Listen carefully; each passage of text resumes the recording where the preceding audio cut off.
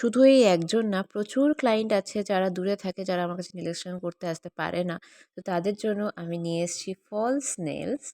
এই false nails দোকানের false নেলসের থেকে অনেকটা আলাদা। দোকানের ফলস নেলস 5 to 6 আওয়ার্স থাকে, কিন্তু আমার ফলস নেলস 8 to 10 ডেজ থাকে।